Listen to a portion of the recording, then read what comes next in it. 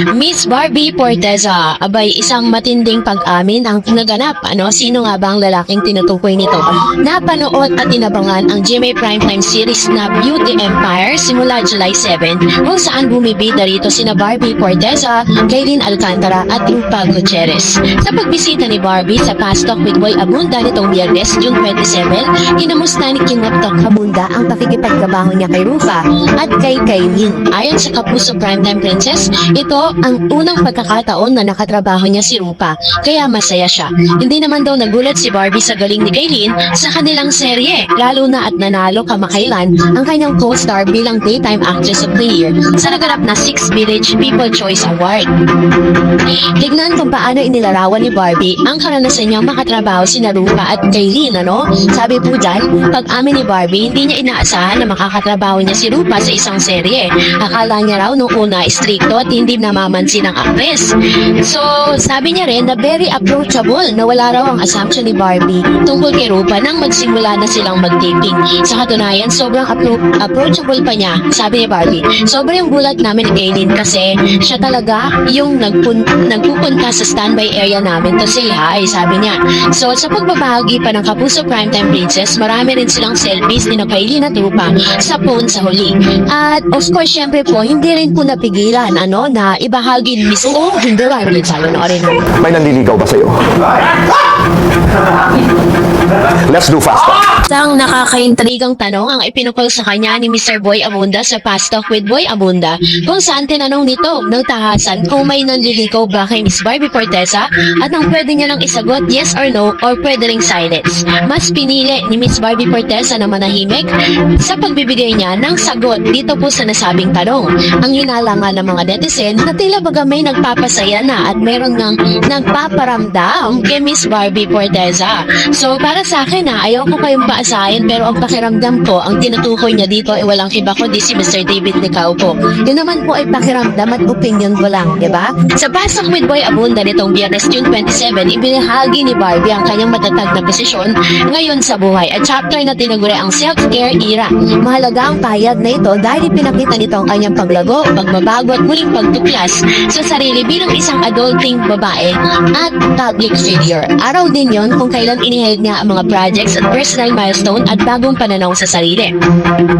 Pero ano nga bang ibig sabihin ni Barbie doon? Sabi niya, ayon sa kanyang pagtakbo, kasi isa sa mga ibinahagi niya kay Mr. Boy Abunda kung paano niya na parang nire-reset yung kanyang sarili. Una, syempre, pinagbalik niya yung kanyang running era. Kasi sinasabi niya na ito daw ay isang personal at mental physical.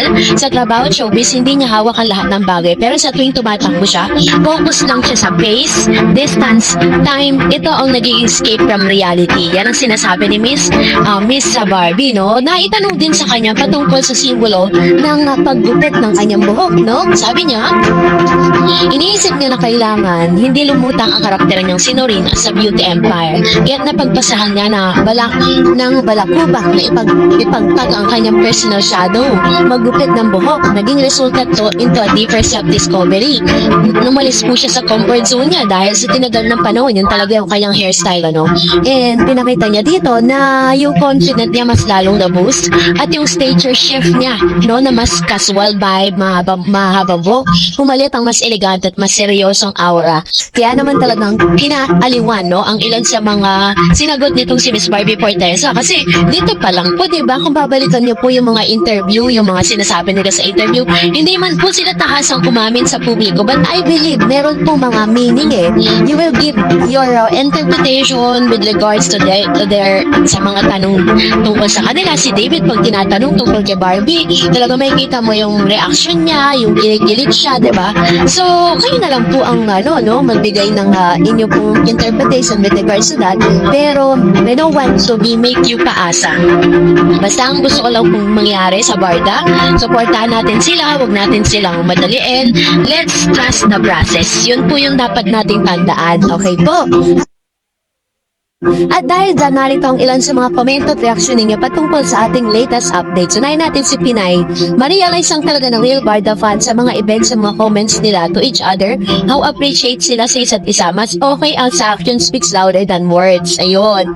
Salamat, Ma'am Shi. Totoo naman, di ba? Parang may mga words of affirmation, may mga words sila na binibitawan na talaga nagbibigay ng lakas ng loob sa Barda fans. Sabi ni Miss Maria Fortuna, me forever Barda ako kahit ano pa ang ma-issue regarding kina David at Barbie. Till my last bet, I love this two beautiful creation so much.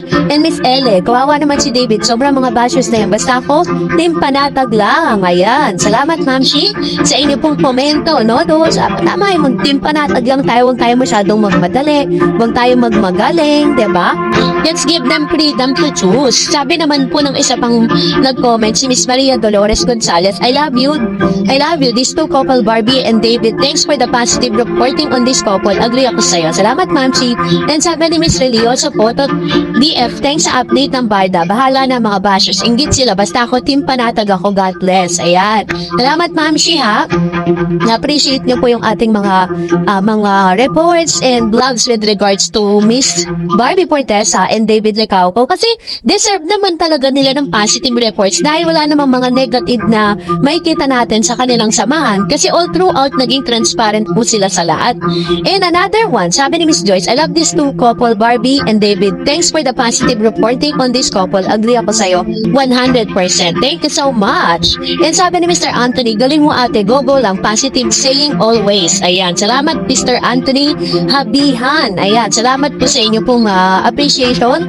And I hope, no, na kapag nanonood tayo ng mga Barda updates, yung marirelax tayo, hindi tayo masistress, huwag tayo masyadong magpapa-apekto sa mga fake news. Sabi ni Miss CS, Barda fans love you, David, dahil walang Barda kung walang David. Tama naman. Sad na kung sino pa yung David fan sa X at Clarifa.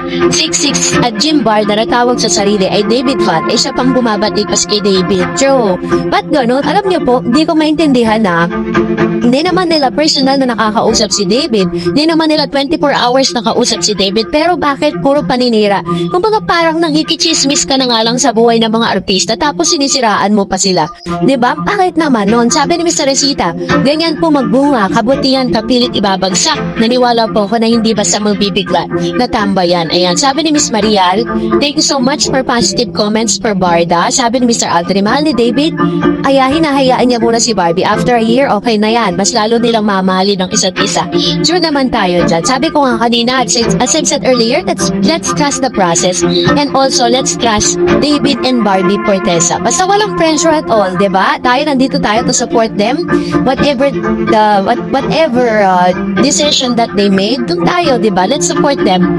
And another, sabi ni Miss Tess, whatever, ay support na lang natin si Barbie and wait natin ang excited movies P77 Beauty Empire. Thank you, Miss Darrett Spiles. And Miss Anel, totoo po yan, hindi po dapat pinangungunahan. Which is true. Tayo pangunahan yung kanilang mga desisyon kasi nandito tayo to support them, not to bash them. And another one, sabi ni Miss Mario Santos, bagay lang, kinasal maaaring usapan na sila na yang nakakaalam. Tiwala tayo, okay, B, lakas na makahawa ng mga positive na ganap na pure at natural. Hashtag David, hashtag Barbie, hashtag Eden, hashtag Ami. Ayan, piruin po ninyo, pati yung mami po ni David, diba? Mami na ni David yun, ha? Alam mo naman magsinungaling pa siya, diba? So, that's it for today. For more videos and updates, please don't forget to like and subscribe. And please don't forget to follow my Facebook page, Dar Eds TV. God bless everyone!